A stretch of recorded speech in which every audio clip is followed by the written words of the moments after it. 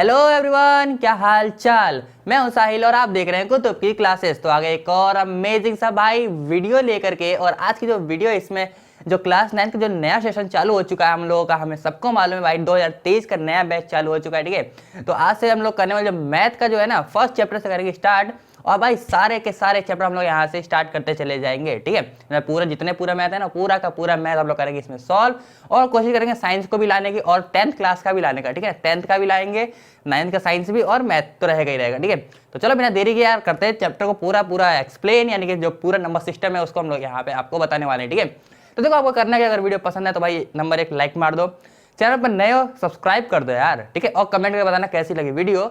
ठीक है, बिना देरी के चलो बढ़ते हैं। तो देखो सबसे पहले इसमें हम लोग कुछ बातें देख लेते हैं। देखो अब देखो नंबर सिस्टम हमें सबने पढ़ा है। नंबर सिस्टम क्या है भाई? नंबर 1 2 3 4 5 6 7 ये गिनती, यही सब है तो नंबर सिस्टम। ठीक है, अब इसमें कई सारी टाइप्स होती हैं।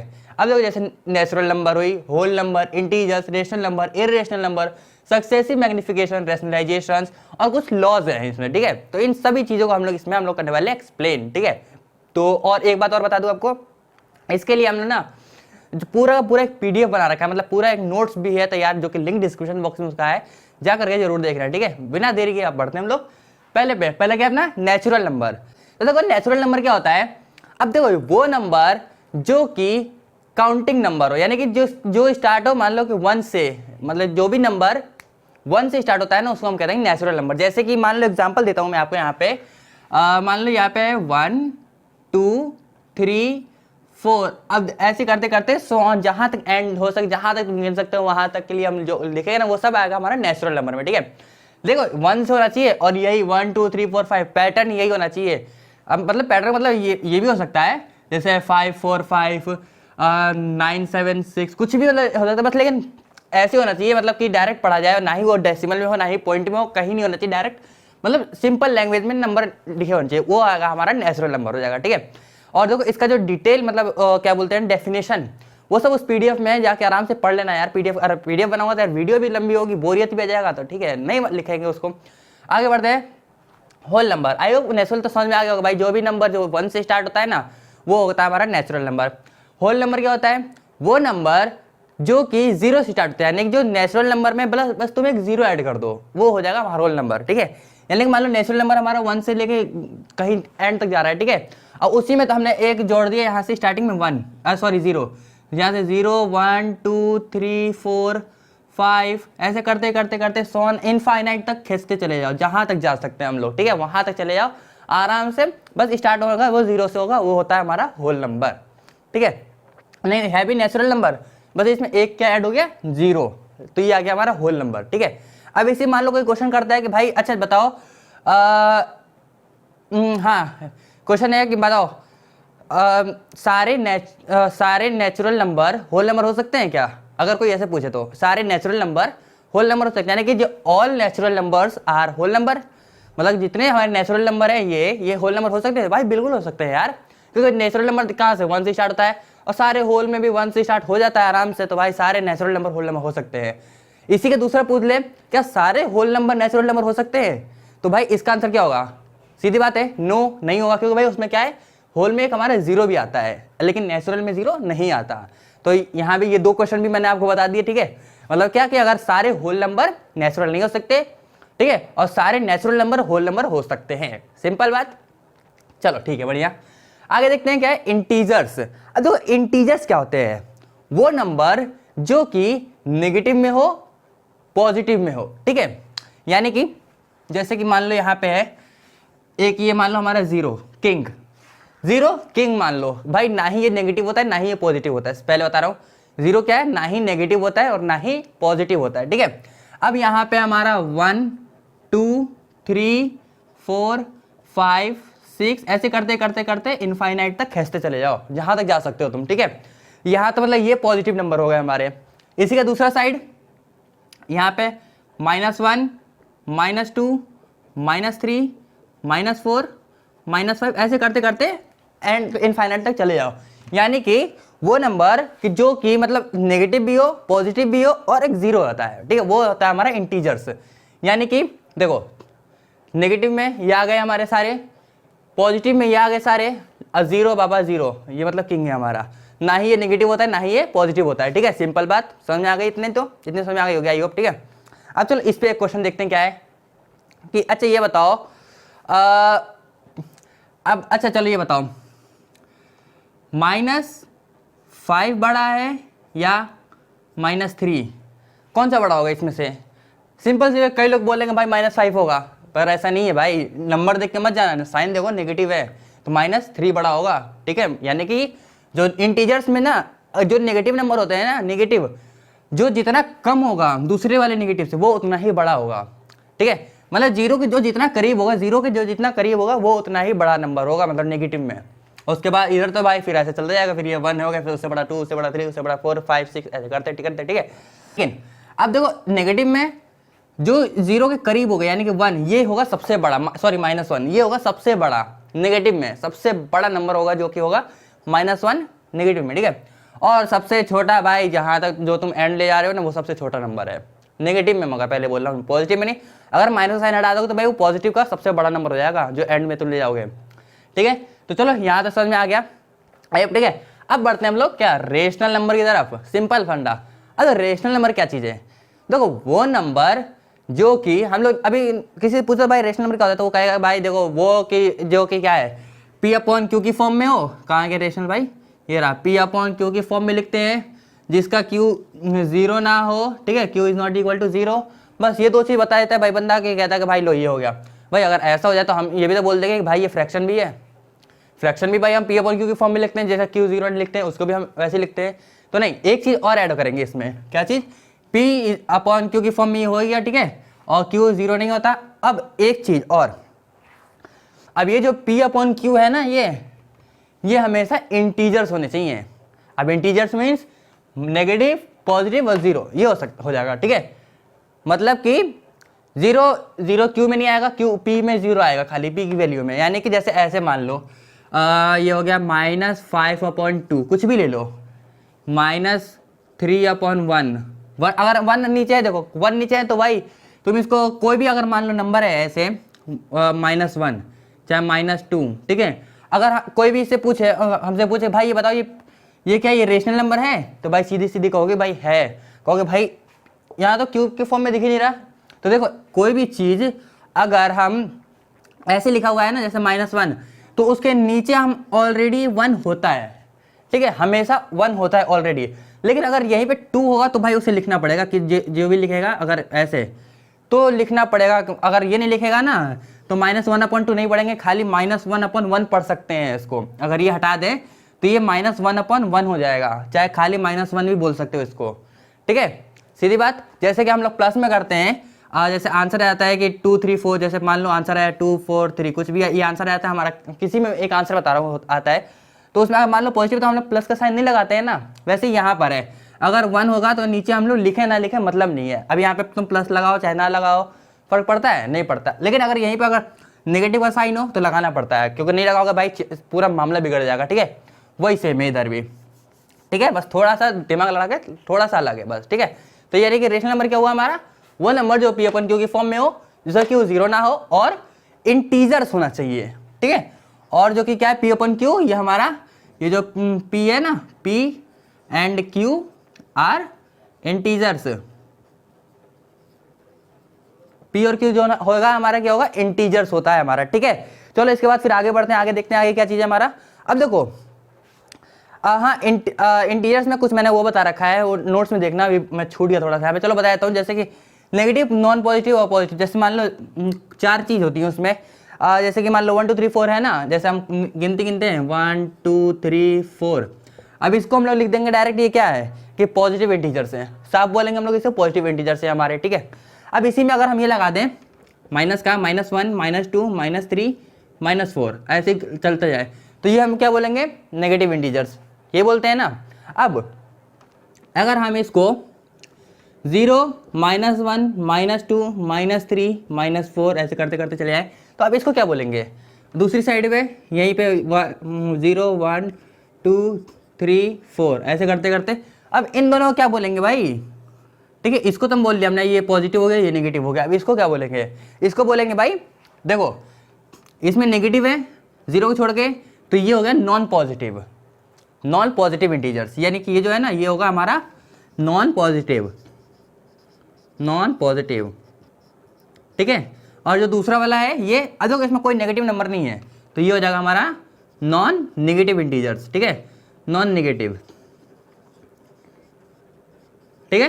यानी कि जिसमें देखो अब जीरो की बात मैंने बोल दिया, जीरो किंग है भाई, ना ही वो नेगेटिव में माना जाएगा ना ही वो पॉजिटिव में माना जाएगा, वो एक किंग है, किंग, समझ रहे हो ना, किंग का मतलब बस वही है। ओके, तो रेशनल नंबर मैंने इतना बता दिया ना आपको कि जो रेशनल नंबर होता है वो किस में फॉर्म में होता है, पी अपॉन क्यू की फॉर्म में होता है, ठीक है, जिसका क्यू पी अपॉन क्यू की फॉर्म में होता है, क्यू जिसका जीरो नहीं होता, ठीक है, इतना हमने बता दिया। और ये भी बता दिया कि जो पी और क्यू है ये क्या होता है अपने इंटीजर्स, ठीक है, आर इंटीजर्स, INTGER, ठीक है, ये इतना तो हमने अभी बता दिया आपको। अब इसमें कुछ टाइप्स हैं अलग, equivalent rational number, positive negative rational number, represented number rational number और नंबर लाइन। अब इन चीज़ों को भी इसमें हम लोग अभी बताता हूँ आपको। देखो अब इक्विवेलेंट रेशनल नंबर क्या चीज़ है, जैसे कि मान लो हम पे कोई इक्वेशन है, आई मीन वो रेशनल नंबर दे रखा है हमें, जैसे कि यहाँ पे है मान लो ये कुछ गिवन है 1/2 और एक मान लो है अपना 2/4 और एक है 6/12, ठीक है। मान लो कि ये हमें इतना गिवन दे रखा है, ठीक है, मतलब कि 1/2, 2/4, 6/12, चाहे मान लो यहाँ पे 4/8, ठीक है। मान लो ये कुछ ऐसे हमने कुछ ये रेशनल नंबर हमें दे रखा है, ठीक है। अब उसने बोला कि भाई इसको इक्विवेलेंट बताओ कि इक्विवेलेंट है कि नहीं है ये, तो भाई कैसे बताओगे, ऐसे देखने में तो लग रहा है कोई इक्विवेलेंट है, नहीं लग रहा ना, लेकिन नहीं, इसको सॉल्व करेंगे। सॉल्व करने मतलब इक्विवेलेंट में दिखाने का क्या मतलब, इसको सॉल्व करने पे सबका आंसर जितने भी हमारे हैं ना, जितने भी कितने दिए 1 2 3 4, यानी 1 2 3 4, इन चारों का आंसर एक ही मतलब सेम आना चाहिए। अगर सेम आएगा तो उसको हम कहेंगे इक्विवेलेंट, इक्विवेलेंट मीन्स इक्वल, इतना हमें मालूम है। चलो इसको सॉल्व करके देखते हैं। भाई देखो 1/2 तो भाई आगे क्रैक होगा नहीं, तो इसको हम 1/2 ही लिख सकते हैं, ठीक है। 2/4 को हम क्रैक कर सकते हैं 1/2 से, देखो 2 1 जा 2, 2 2 जा 4 कर सकते हैं, तो ये भी हमारा 1/2 के बराबर हो जाएगा, ठीक है।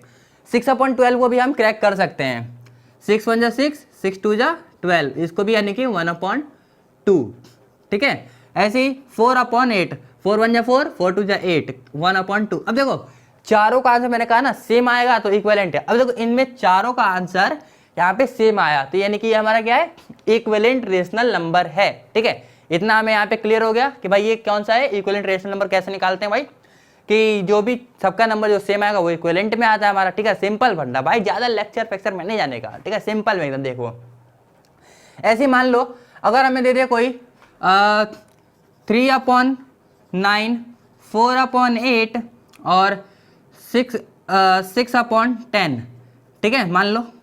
अब इसने पूछा भाई इक्विवेलेंट है कि नहीं है, तो सॉल्व करके देखते हैं। 3 1 जा 3, 3 3 जा 9, यानी 1/3, ठीक है। 4 1 जा 4, 4 2 जा 8, 1/2, 6 अब ये कटेगा, हाँ कट जाएगा, 2 3 जा 6, 2 5 जा 10, तो देखो तीनों अलग हैं, तो भाई ये इक्विवेलेंट नहीं होंगे। इसी मान लो कोई दो सेम होते एक अलग, तो भाई लिख देते कि ये दोनों हमारे इक्विवेलेंट है, मतलब जो नहीं है उसको कह देंगे मतलब वो नंबर हमारा इक्विवेलेंट नहीं है। जैसे कि मान लो यहीं पे हमारा जैसे कि कोई मान लो यहाँ पे जो है ना 3/9 की जगह पे कुछ और दे दिया होता है, जैसे कि ये इसी से मान लो 6/12 दे दिया होता, तो ये आपस में कट के 1/2 आ जाएगा, तो यहाँ पे 1/2 हो गया, यानी कि क्या 6/12 एंड 4/8 इज अ इक्विवेलेंट और 6/10 इज नॉट इक्विवेलेंट। बात सिंपल फंडा, बात खत्म यहीं पे, ठीक है, यानी कि यहाँ पे खत्म। अब आता है पॉजिटिव रेशनल नंबर और नेगेटिव रेशनल नंबर।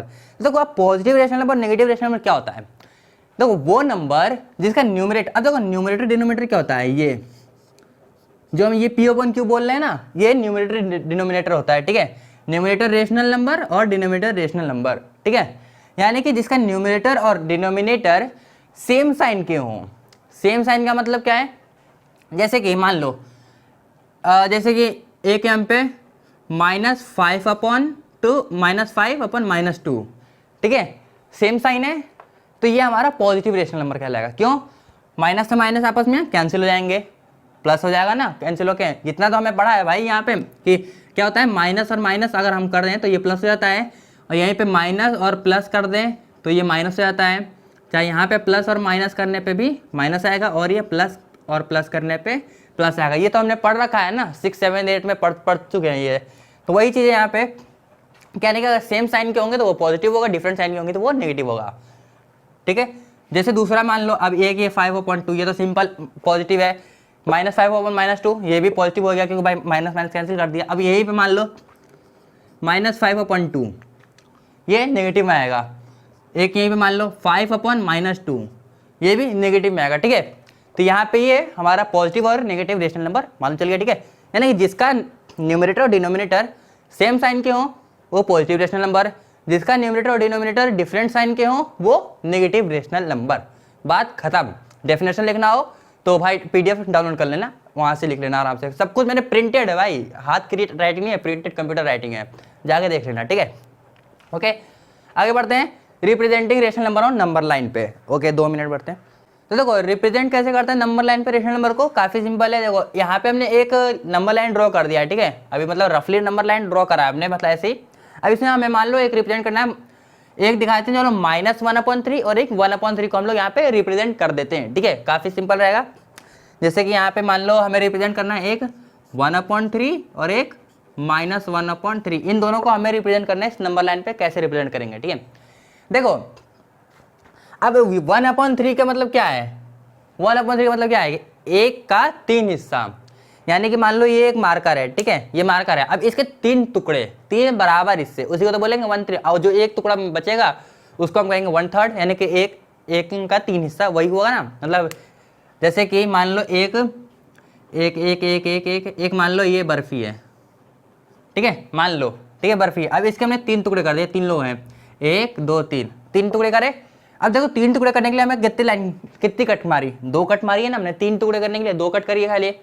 तो यानी कि 2 कट करने पे 3 पीस हमारा बन जाएगा, यानी कि एक पीस ये, एक पीस ये, एक पीस ये, यानी कि ये वाला इतना हिस्सा एक पीस हो गया, ये वाला एक पीस हो गया और एक ये पीस हो गया। ठीक है, 3 पीस हो गए। अगर इसी का एक हिस्सा अगर हम ये निकाल दें खाली इतना, तो ये तो होगा हमारा 1/3। एक पीस होगा ना 1/3। अगर हम तीनों को जोड़ दें तो 1/3, 2/3 और 3/3 होते ही ये आपस में कट पीट के 1 हो जाएगा। ये पूरा साबुत एक पीस बन जाएगा, हो जाएगा नहीं? काफ़ी सिंपल तरीके से समझा रहा हूँ, समझ में आ जाएगा आई होप। ठीक है, वैसे ही इसमें करना है कुछ, जितने हमने कट लगाए उतने कट इधर भी करेंगे तो आराम से आंसर आएगा। अब चलो 1/3 को निकालते हैं। जैसे कि मैंने यहाँ बता ही दिया 1/3 निकालने को, तो निकल जाएगा। जैसे कि 1/3 कोई भी एक बॉक्स है, एक हिस्सा है पूरा, उसका 3 टुकड़े करने हैं। तो उसके लिए कितने, जितना नीचे दे रखा हो ना डिनोमिनेटर में जितना, उसका बस एक कम उससे कट लगाना, मतलब कि उससे एक कम, जैसे पॉइंट लगाना। जैसे यहाँ पे है 1/3, तो ये नंबर लाइन है हमारी। अब देखो 1/3 को भी हम ऐसे कर सकते हैं ना, 0 इधर 1/3 लिख सकते हैं। क्यों भाई? कोई फर्क पड़ेगा? नहीं पड़ेगा उतना। यहाँ पे मान लो हमारा 0 और यहाँ पे हमारा 1। अब इसके बीच के इतने एरिया हमारा गैप है। ठीक है, अब इसमें करना है 1/3, मतलब अभी मैंने बताया कितने कट लगाएंगे? 2 कट, एक कट कम लगाएंगे। तो मान लो कि दिखाना होगा 1/99, तो भी एक कट कम लगाओगे, कितने कट लगाओगे? 98 कट लगाओगे तो आ जाएगा इसका आराम से, एकदम क्लियर बैठेगा उस वक्त। तो 1/3 को दिखाने के लिए 2 कट लगाते हैं। चलो, एक कट हमारा ये है, एक कट हमारा ये है, 2 कट हो गए बराबर। अब इसको हम लोग लिख लेंगे आराम से यहाँ पे क्या, 1/3, 2/3 और ये 1 लिखो चाहे मत लिखो, कट पिट के 1 हो जाएगा। देखो यहाँ पे ये 3/3 हो जाएगा, जिसको अगर हम काटते हैं तो हमारा 1 बन जाएगा। सिंपल है, बन जाएगा नहीं बन जाएगा? अब इसने पूछा क्या है 1/3, तो 1/3 कहाँ बैठेगा? यहाँ पे। अब जो नंबर लाइन है ना, इसको मैग्नीफाई करेंगे तो हमारा यहाँ पे करीब, यहाँ पे हमारा बैठ जाएगा यहाँ पे आ जाएगा 1/3। ठीक है, काफ़ी सिंपल है भाई। देखो रेशनल नंबर में ना नंबर लाइन निकालना काफ़ी सिंपल है, कोई झमेला नहीं है। इरेशनल में थोड़ा सा झमेला पड़ता है, इरेशनल निकालने में, वो भी इरेशनल में रूट के अंदर पॉइंट, उसको झमेला पड़ता है। ठीक है, अब दूसरा क्या है माइनस में, सेम काम वही करेंगे। मान लो कि इधर है हमारा 0, ये नंबर लाइन है हमारा, इधर की जाएगी ना, नेगेटिव है तो इधर 0 और इधर है हमारा 1। ठीक है, सेम काम यहाँ पे एक कट, 2 कट, मान लो 2 कट ये लगा दिया। एक कट है हमारा -1/3, एक दूसरा कट है -2/3, तीसरा कट है -3/3, जिसको कट करेंगे तो -1 आ जाएगा हमारा। ठीक है, पूछा क्या -1/3, तो यहाँ पे आ जाएगा -1/3। यही पूछा होता -2/3, तो ये वाला बनाए थे, जो यहाँ पे कट होगा वो बना देंगे। यही पूछा होगा और लंबे पूछे होंगे, मान लो इससे आगे, जैसे कि मान लो पूछा होगा 5/3 पूछ लिया होगा। ठीक है, तब देखो 5/3 को हम आगे इसी में बढ़ा सकते हैं, 3/3 तक हो गया था, इसी को और बढ़ा दो, यहाँ पे आ जाएगा 4/3 माइनस में -4/3 और यहाँ पे -5/3।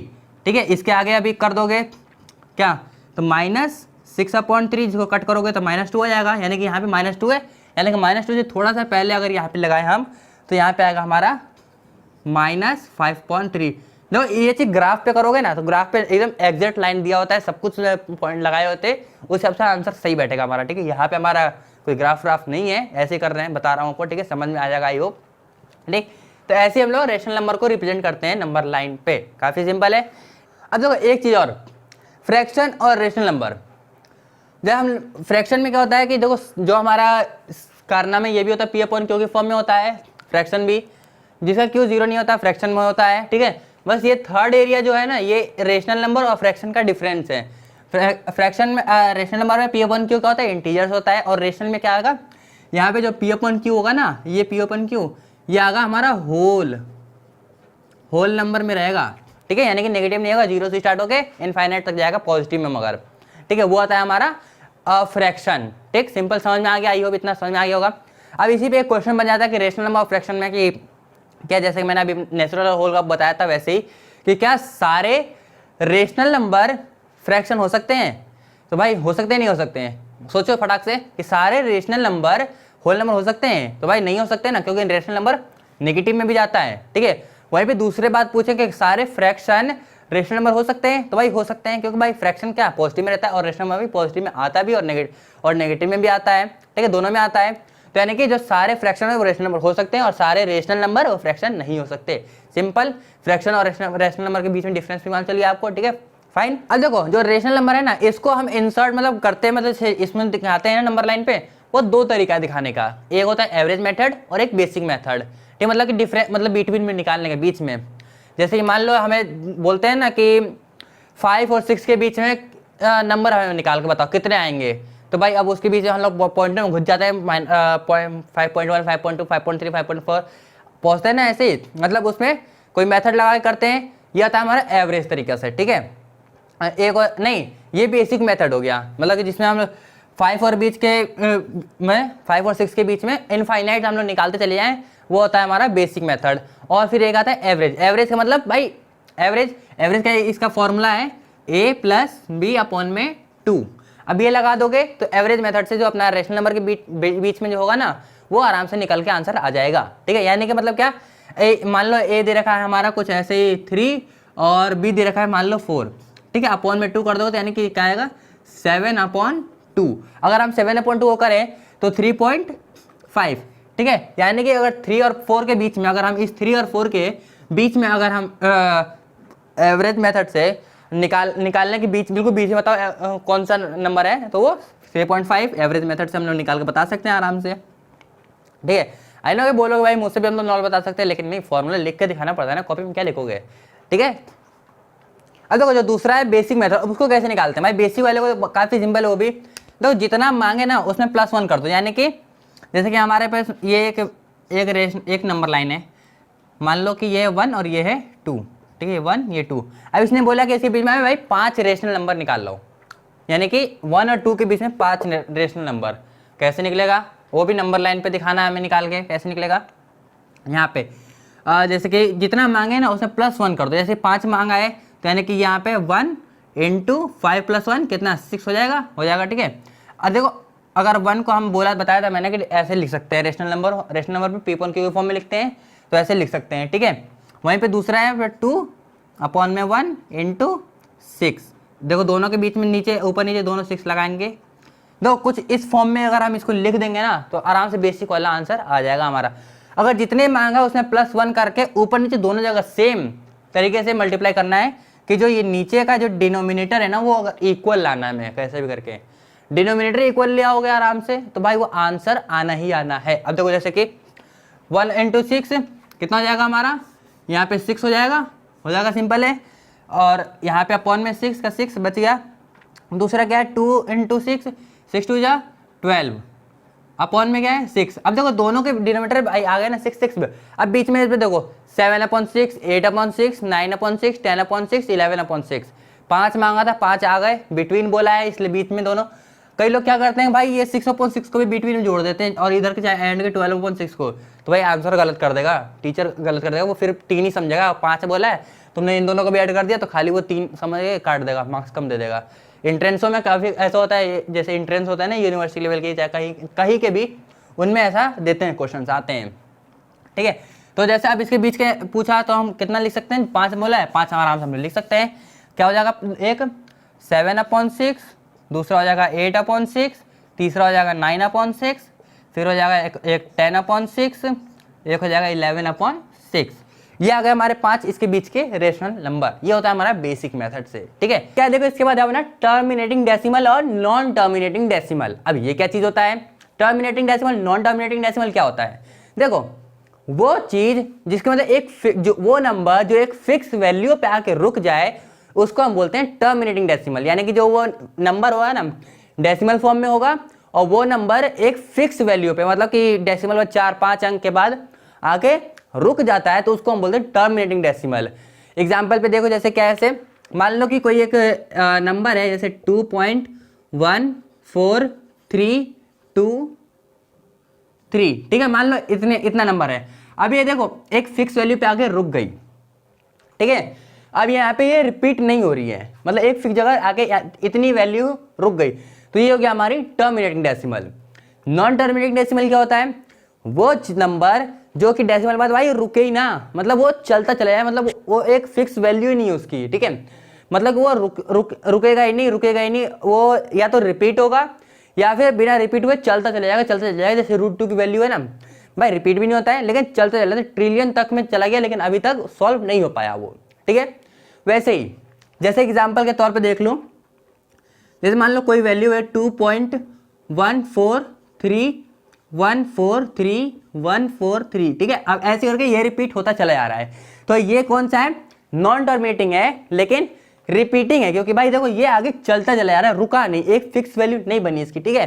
तो इसके लिए हम लोग क्या करते हैं कि जो ये, अब ऐसे तो भाई कोई लिखेगा नहीं कॉपी पे कि भाई ये इतना 1.3 लिखता चला जाए, नहीं लिखेगा ना। तो इसके लिए क्या करेंगे, इसको हम इसके बराबर कर देते हैं, क्या कि यहाँ 2.14 जितना मतलब जो इतना वैल्यू रिपीट हो रही है ना एक साथ, मतलब जो वैल्यू रिपीट हो रही है उसमें एक वैल्यू को लिख के उसके ऊपर एक ऐसे लाइन बना देते हैं, और उस लाइन को क्या बोलते हैं, इस लाइन को बोलते हैं बार, BAR, ठीक है, बार। इस लाइन को हम लोग बोलते हैं बार, ठीक है। आप ऐसे कर दोगे तो समझ में आएगा कि भाई नॉन रिपीटिंग है, अरे सॉरी नॉन टर्मिनेटिंग है लेकिन रिपीटिंग है, ठीक है। ऐसी का दूसरा साइड क्या होता है कि भाई नॉन टर्मिनेटिंग है लेकिन नॉट रिपीटिंग भी है, जो जैसे कि वैल्यू जो है वो हमारी √2 की वैल्यू भी एक आती है, √2, जैसे √2 हो गई, √3 हो गई, ठीक है। और ऐसी कई सारी और वैल्यूज हैं, जैसे कि मान लो ये रूट में नहीं है लेके तो कोई और, जैसे मान लो हमारा 2.100100010। अब देखो इसमें क्या हो रहा है, एक चीज देख रहे हो भाई, ना ही रिपीट है और ना ही रुकने वाला है, क्योंकि ये चलता चला जाएगा, ठीक है, चलता चला जा रहा है। तो ये आते हैं हमारे non terminating and non repeating, यानी दो टाइप होते हैं नॉन टर्मिनेटिंग के, एक होता है रिपीटिंग, ठीक है, और एक होता है नॉन रिपीटिंग, ठीक, रिपीट एंड, और दूसरा होता है नॉन रिपीट, ठीक है। दोनों के एग्जांपल मैंने आपको यहाँ पे दे दिया है, ठीक है। अब आई होप इतना तो समझ में आ गया होगा। अब इसके बाद एक क्वेश्चन है हमारे पास, मतलब कि इसमें एक क्वेश्चन दे रखा है, क्या करना है कि conversion of non terminating repeating decimal to the form P/Q, Q is not equal to 0 and PQ are integers. यानी कि अब ये देखो नॉन टर्मिनेटिंग बट रिपीटिंग का एक क्वेश्चन है हम पे, ठीक है, जिसकी वैल्यू दे रखी है उसने, क्वेश्चन की जो वैल्यू है 0.2 पे बार है, ठीक है, 0.2 बार, ठीक। यानी कि अब कौन सी वैल्यू जा रही है, इसमें की जा रही है, रिपीटिंग में हो रही है, ठीक है। अब इसको क्या करना है हमें भाई, करना है इसमें रेशनल नंबर में कन्वर्ट करना है। अब ये कन्वर्ट कैसे होगा, क्योंकि भाई ये तो नॉन टर्मिनेटिंग है, अब इसको कन्वर्ट कैसे करेंगे, कैसे होगा कन्वर्ट, खाली इसको हम ऐसे तो नहीं कर सकते पॉइंट हटा के नीचे 10 लगा देना, नहीं कर सकते कि भाई ये रिपीटेड चला जा रहा है, हम 10 भी 1000 भी इतना 10,000 लाख करोड़ अरब जितना भी लगाए कम पड़ जाएगा। तो इसके लिए एक सॉल्यूशन है, क्या है, देखो हम इस 0.2 बार को ना एक हम x की वैल्यू मान लेते हैं, ठीक है। क्या करेंगे यहाँ पे मान लेंगे कि let x is equal to 0.2 bar. ठीक है, x की वैल्यू हम लोग इसको मान लेंगे। ठीक, इसके बाद क्या करेंगे, अब इतना मान लिया तो अब इसको ना हम यहाँ पे कर देंगे x इज इक्वल टू 0.222। अब ऐसे मान लो ये करके लिख के इसको मान लेते हैं हम इक्वेशन नंबर 1, फर्स्ट इक्वेशन मान लेते हैं। ठीक है, अब क्या करेंगे, अब इसमें देखो, अब एक चीज करना जरूरी है, नहीं करोगे तो नहीं होगा। अगर बार एक पे दिया है, एक नंबर पे, तो उसको मल्टीप्लाई करेंगे 10 से। 2 पे दिया होगा 100 से, 3 पे दिया होगा 1000 से, 4 पे बार दिया होगा एक साथ तो 10,000 से मल्टीप्लाई करेंगे, अगर क्वेश्चन में पूछता है कि रेशनल नंबर में कन्वर्ट करना है तो। ठीक है, तो यहाँ पे एक पे बार दिया तो हम मल्टीप्लाई करेंगे सिर्फ 10 से। तो यहाँ लिखते हैं मल्टीप्लाई बाई 10। ठीक है, मल्टीप्लाई बाई 10। अब यानी कि x को भी मल्टीप्लाई करेंगे और इसको भी मल्टीप्लाई करेंगे, इन दोनों को मल्टीप्लाई करेंगे तो 10 को मल्टीप्लाई करेंगे x से तो हो जाएगा 10x हो जाएगा। ठीक है, बराबर, अब देखो 0.2222 को अगर मल्टीप्लाई करते हैं 10 से तो 2.2 नहीं हो जाएगा, 2.222 करके नहीं हो जाएगा, हो जाएगा कि नहीं होगा, सिंपल है। तो यहाँ पे हम क्या करेंगे 2.222 करके यहाँ पे सेकेंड इक्वेशन को मान लेते हैं। ठीक है, यहाँ पे बन गई हमारी 2 इक्वेशन। ठीक है, अब ये दोनों इक्वेशन बनने के बाद अब क्या करेंगे, यहाँ पे कर देंगे सब्ट्रैक्ट। ठीक है, सब्ट्रैक्ट कर देंगे दोनों का आपस में, यानी first equation and second equation को हम लोग कर देंगे यहाँ पे सब्ट्रैक्ट। यहाँ कर देंगे subtract first and second equation. ठीक है, पहले और दूसरे इक्वेशन को हम लोग यहाँ पे आराम से सब्ट्रैक्ट कर देंगे। तो अब देखो सब्ट्रैक्ट कर देंगे तो भाई क्या आएगा, इसका आंसर काफी सिंपल है। देखो 10x को x से करेंगे, अगर यहाँ पे हम ऐसे लिख लेते हैं 10x minus x is equal to 2.222 minus 0.222। ठीक है, अगर हम माइनस करें तो ऐसे तो माइनस होगा। ठीक है, 10x माइनस x 2.22 माइनस 0.22 ये होगा ना, तो अब 10x में से x ये कितना हो जाएगा 9x। अब देखो यहाँ पे अब माइनस करेंगे तो भाई ये पीछे की जो पॉइंट वाली वैल्यू सारी सेम है, सेम होने मतलब कि सारी वैल्यू 0 हो जाएगी, खत्म हो जाएगी, बचेगा क्या, ओनली 2 बचेगा। तो यहाँ पे हम लोग यहाँ पे सिर्फ 2 लिख देंगे। ठीक है, अब क्या करेंगे, यहाँ पे x इज इक्वल टू, अगर 9 यहाँ मल्टीप्लाई में इधर भेज सकते हैं डिवाइड के लिए, तो यहाँ आ जाएगा 2.9। ठीक है, तो अब एक चीज गौर करो भाई, इसने पूछा था रेशनल में कन्वर्ट करना है, रेशनल में कन्वर्ट हो गया p अपन q की फॉर्म में, q 0 नहीं है, q और p q इंटीजर्स हैं दोनों। ठीक है, इंटीजर क्या होता है प्लस माइनस, या तो प्लस में या माइनस में हो। ठीक है, तो यहाँ पे हमारा ये आ गया इसका आंसर। ठीक है, काफी सिंपल है, बहुत ही सिंपल है। अगर मान एक का पूछता है ना तो तुम ये तो मैंने सॉल्व कर दिखा दिया, और ऐसे मान लो किसी क्वेश्चन में आ गया कोई इक्विवेलेंट करना हो, उसके अंदर दे दिया तो उसको सिंपल से तुम जैसे मान लो 0.3 बार दे रखा है। ठीक है, तो उसको तुम आराम से अब उस वक्त के लिए सॉल्व कर आराम से लिख सकते हो 3.9, वहाँ पे लिख लोगे आराम से। ठीक है, अगर हमें क्वेश्चन ऐसे मालूम है तरीका तो वहाँ कोई काटेगा नहीं। 4 अगर मान लो 2 पे बार है तो 9 हो जाएगा, 3 पे बार था तो 399 हो जाएगा। ठीक है, ऐसे हो जाएगा, काफ़ी सिंपल है। तो देखो अब एक यहाँ पे क्वेश्चन है, क्या चीज़ है कि ब्रैकेट 512 की पावर है 0.3 बार प्लस 0.2 बार। ठीक है, इसको करना है इवैल्यूएट करना है हमें। ठीक है, अब इवैल्यूएट कैसे करें, अभी मैंने बताया कि देखो जैसे अगर ऐसी वैल्यू लिखी है तो हम उसको आराम से 3.9 और इसको 2.9 आराम से लिख सकते हैं, क्योंकि सॉल्व करोगे तो वही आएगा आंसर। ठीक है, अब यहाँ पे सॉल्व करके दिखाएंगे नहीं ना भाई, लंबा पड़ जाएगा आंसर। तो यहाँ के लिए क्या करेंगे, इवैल्यूएट करना है, सॉल्व करना है, इसको आराम से सॉल्व कर देंगे। देखो 512 किसी का स्क्वायर होता है, होता है कि नहीं होता है, होता है ना। देखो अब इसके लिए हम क्या करेंगे, चाहो तो इसको और ब्रेक कर लो, 512 को ब्रेक कर लो। अगर 512 को और ब्रेक करते हैं तो हम इसको लिख सकते हैं यहाँ पे 2 की पावर 9, ब्रेक करके आराम से इसको हम लिख सकते हैं 2 की पावर 9 लिख सकते हैं इसको।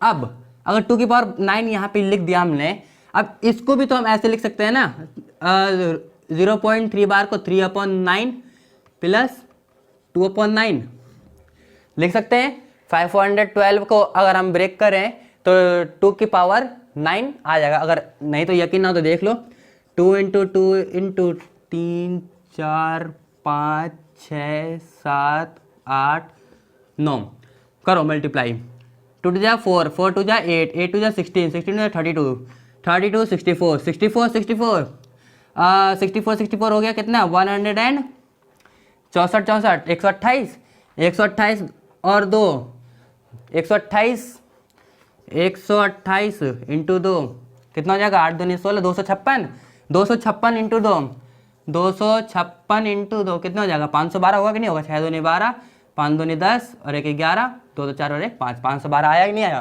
ठीक है, तो इसको हम ऐसे लिख सकते हैं 2 की पावर 9। ठीक है, अब इसके बाद अब देखो सब कुछ यहाँ इसका देखो डिनोमिनेटर सेम है, डिनोमिनेटर दोनों का सेम है, तो इसके लिए हम क्या करेंगे यहाँ पे हम 2 की पावर 9 को ऐसे लिख देंगे। ठीक है, अब यहाँ पे ये सेम है तो भाई नीचे 9 आएगा।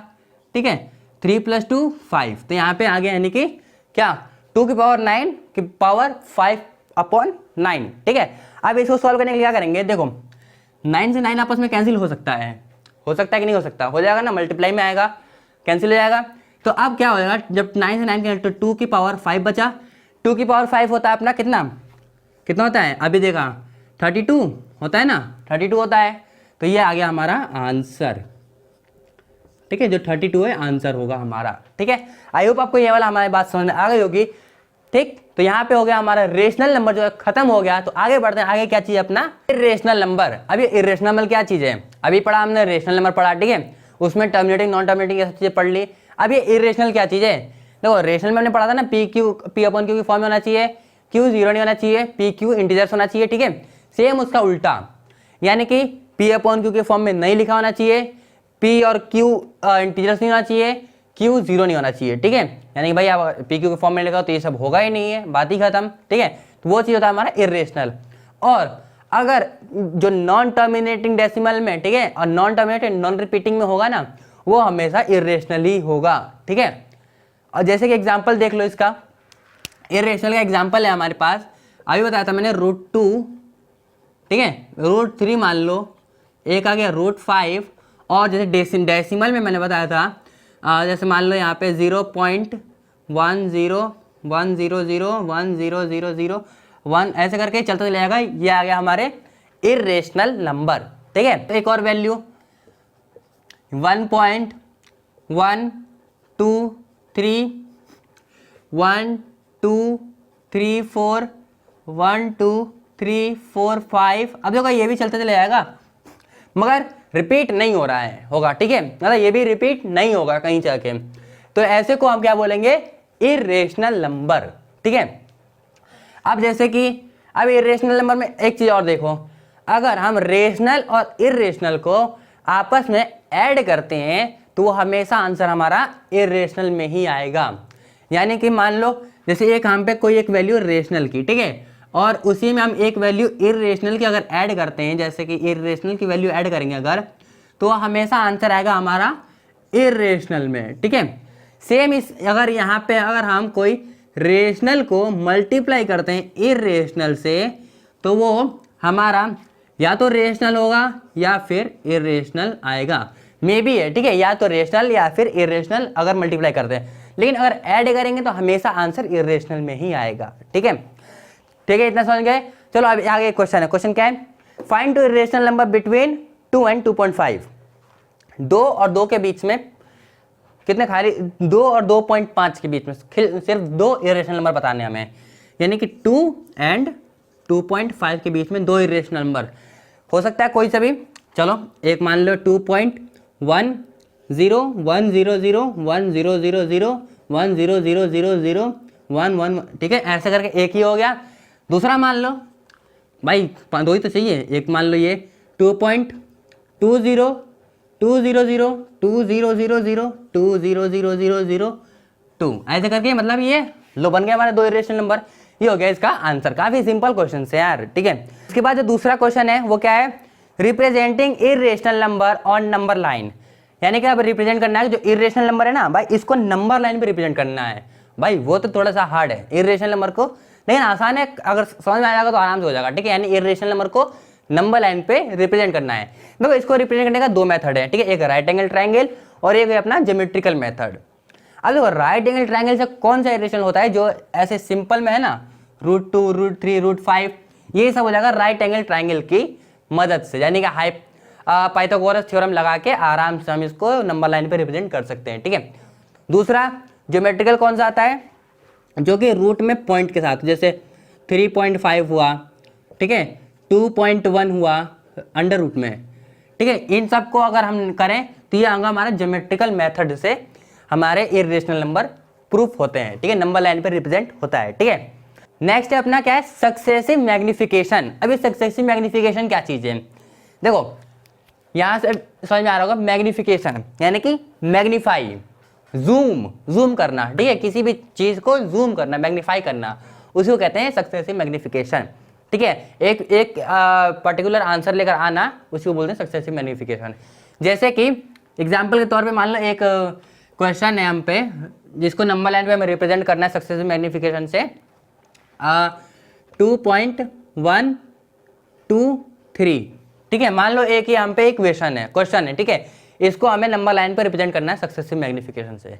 तो कैसे करोगे, देखो सबसे पहले जो वैल्यू है ना, पहले उस वैल्यू को देखो, जो वैल्यू है पहले उस वैल्यू को, तो देखो नंबर लाइन है पे हम पहले एक, भाई नंबर लाइन पे पॉइंट में तो दिया नहीं रहेगा पहले, ठीक है, पहले हम उसको मैग्नीफाई करने के लिए यहाँ पे है हमारा, मान लो 0 1 2 3, यहाँ पे मान लो माइनस में है, ठीक है। अब देखो बोला गया है 2.123, ठीक है, यानी कि अब देखो 2 से बड़ा और 3 से छोटा, ये 3 नहीं, इस 3 से छोटा, मतलब इन दोनों के बीच में तो आएगा 2.123, इन दोनों के बीच में आएगा, ठीक है। तो क्या करेंगे, इन दोनों को हम मैग्नीफाई करेंगे, क्या करेंगे, इन दोनों को मैग्नीफाई यानी जूम करेंगे। अब इन दोनों को अगर हम जूम करते हैं तो हम एक और नंबर लाइन बनाएंगे।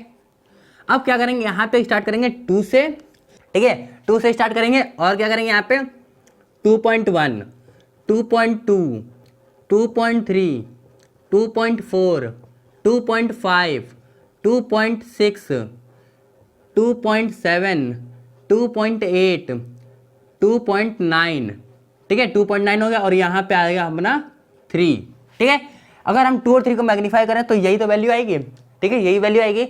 अब देखो 2.123 मतलब 2.12 यानी कि 2.1 और फिर 2.12, इन दोनों के बीच में तो आएगा वो वैल्यू, 2.1 के बाद ही 2 है, यानी कि 2.2 से छोटा और 2.1 से बड़ा, यही है ना। तो अब इन दोनों को हम करेंगे हम मैग्नीफाई, ठीक है, इसको हम ऐसे ऐसे लाइन खींच देते हैं, आपस में लाइनिंग कर देते हैं, ठीक है। उसके बाद एक और हमने यहाँ पे नंबर लाइन ड्रॉ करेंगे। अब क्या करेंगे, इन दोनों को मैग्नीफाई करना है, यहाँ पे लिखेंगे हम 2.1, अब यहाँ पे 2.12 नहीं 2.11, यहाँ हो जाएगा 2.11, यहाँ पे 2.10 है ना, 2.11 2.12 2.123 नहीं सॉरी 13 2.1213 2.14 2.15 2.16 2.17 2.18 2.19 और यहाँ पे 19 20 हो जाएगा 2.2 यानी 2.0, ठीक है। यानी कि देखो 2.1 और 2.2 के बीच में यही आ गया मैग्नीफाई करने पे, ठीक है। तो अब क्या करेंगे, अब देखो पूछा क्या था 2.123 2.12, लेकिन 3 एक और मैग्नीफाई करना पड़ेगा, यानी कि 2.12 से बड़ा और 2.13 से छोटा, तो इन दोनों को करेंगे हम यहाँ पे मैग्नीफाई, ठीक है। अब इन दोनों को मैग्नीफाई करने के बाद क्या आंसर आएगा, देखो अब एक और नंबर लाइन यहाँ पे ड्रॉ करेंगे हम लोग। अब क्या करेंगे, यहाँ से 2.120 2.121 2.122 2.123 2.124 2.125 2.126 2.127 2.128 2.129 फिर यहाँ पे एंड में आ जाएगा 2.13, ठीक है। यहाँ पे आ गया हमारा 2.13। अब देखो 2.12 और 2.13 के बीच में ये आ गए, ठीक है, मैग्नीफाई करने पे। तो अब आंसर क्या पूछा था 2.123। तो देखो यहाँ पे 2.123 हमारे यहाँ पे दिख गया, ठीक है, ये दिख गया। तो अब इसी को हम यहाँ पे बता देंगे, ये हो गया हमारा आंसर, ठीक है, ये हो गया हमारा आंसर। इसी को बोलते हैं सक्सेसिव मैग्निफिकेशन, यानी कि एक वैल्यू दे रखी है उसको हमें मैग्नीफाई कर करके उसका जो जहाँ पे मेन दिखाया जाएगा ना वहाँ पे हमें निकालना है, उसको बोलते हैं सक्सेसिव मैग्निफिकेशन। यहीं पे मान लो एक और वैल्यू दी होती तो एक और नंबर लाइन, और वैल्यू दी होती और नंबर लाइन बना के हमें निकालना पड़ता। ठीक है, तो ये हो गया हमारे यहाँ पे। आई होप सक्सेसिव मैग्निफिकेशन समझ में आ गई होगी। ठीक है, तो बढ़ते हैं नेक्स्ट पे। तो नेक्स्ट क्या है अपना रेशनलाइजेशन। तो रेशनलाइजेशन क्या होता है, जब अपना हमारा डिनोमिनेटर यानी कि जो न्यूमरेटर डिनोमिनेटर होता है ना, जो क्यू की फॉर्म में जो नीचे का फॉर्म होता है डिनोमिनेटर, अगर डिनोमिनेटर जो है ना हमारा इरेशनल टर्म में लिखा हुआ है, उसको अगर हम कन्वर्ट करके रेशनल में ले आते हैं उसको बोलते हैं हम रेशनलाइजेशन। यानी कि मान लो कि इरेशनल मतलब कैसे, मान लो कि ये कोई एक है a और ये है अंडर रूट में b, ठीक है, कुछ टर्म्स ऐसे है। अगर हम इस b को, अगर हम इस जो नीचे का b है ना, इसको अगर हम रेशनल में मान लो कोई सा भी एक वैल्यू में ले आते हैं रेशनल में, उसको हम बोलते हैं रेशनलाइजेशन। काफी सिंपल है, डेफिनेशन आप सबको उसी मिल जाएगा पीडीएफ में, पहले बता चुका हूं। और देखो कुछ ये लॉज हैं, इनको याद करने पड़ेंगे, ये रेशनलाइजेशन के लिए है। और अभी लॉ ऑफ एक्सपोनेंट आ रहे हैं ना, उनका भी लॉज अभी है बाकी, सबके सब पीडीएफ में लिखा हुआ है। यहाँ से लिखना चाहो लिख लो, वहां से लिखना चाहो वहां से लिख लो, वहां पे लिखोगे ज्यादा अच्छा रहेगा, प्रिंटेड है, सब कुछ सही है। ठीक है, तो ये कुछ लॉज हैं, याद करनी पड़ेंगी। पहले बता रहा हूं मैं, बिना याद किए ये लॉज से काम नहीं चलने वाला। यानी कि कैसे है, under root A plus under root B अगर ऐसे दिया है तो हम उसको अंडर रूट ए बी में करके सॉल्व करेंगे। ठीक है, ऐसे दूसरा है under root A divide under root B को करेंगे तो under root A divide B में करेंगे। ठीक है, तीसरा under root A plus under root B का होल स्क्वायर है, उसको करेंगे A plus B plus 2 under root A B. तीसरा है under root A minus under root B का होल स्क्वायर है, तो A plus B minus 2 under root A B. ठीक है, ये वाले टर्म्स में लिखेंगे, फिर अगर ऐसे में कोई क्वेश्चन है तो इस टर्म में लिख के सॉल्व करेंगे हम लोग। ठीक है, पांचवा क्या है, under root A plus under root B है, फिर है under root A minus under root B, तो उसको लिखेंगे under root A square plus minus under root B square है। ठीक है, ऐसे लिखेंगे, या फिर a माइनस बी भी लिख सकते हैं इसको सिंपल, क्योंकि भाई अगर हम इसको और सॉल्व करें तो a माइनस बी में आंसर आएगा। ठीक है, तो a माइनस बी से भी हम लिख सकते हैं उसको डायरेक्ट। ठीक है, छठा क्या है फिर, under root A plus B under root A minus B को है इसमें लिखा हुआ, तो इसको लिखेंगे हम a माइनस बी का स्क्वायर। ठीक है, यानी b पे खाली स्क्वायर रहेगा, a सिंपल हो जाएगा। ठीक है, फिर क्या है, a plus under root B A minus under root B, ये रहेगा तो इसको क्या करेंगे ए स्क्वायर माइनस बी ऐसे में लिखेंगे। ठीक है, फिर क्या है, under root A plus under root B under root C plus under root D. ठीक है, अगर ऐसे ब्रैकेट में बने हुए दो कॉलम में, तो उसको हम लिखेंगे किस टर्म में लिख के, अंडर रूट ए सी यानी under root A C plus under root A D. ठीक है, फिर plus under root B C under root B D, इस टर्म में लिख के हम सॉल्व करेंगे। ठीक है, ये होता है हमारा रेशनलाइजेशन का कुछ लॉज। ठीक है, चलो एक क्वेश्चन से सॉल्व करके देख लेते हैं, तब एग्जांपल समझ में आ जाएगा। देखो इसका एग्जांपल एक मान लो हमें दे रखा है, यहाँ पे एग्जांपल दे रखा है, एडवांस में दे रखा है। क्या एग्जांपल में हमारा, हाँ 1/√2। देखो अब इरेशनल मैंने क्या बोला, जिसका डिनोमिनेटर बाय इरेशनल टर्म में लिखा हुआ उसको हम कन्वर्ट करके रेशनल में ले आए, उसको बोलते हैं रेशनलाइजेशन।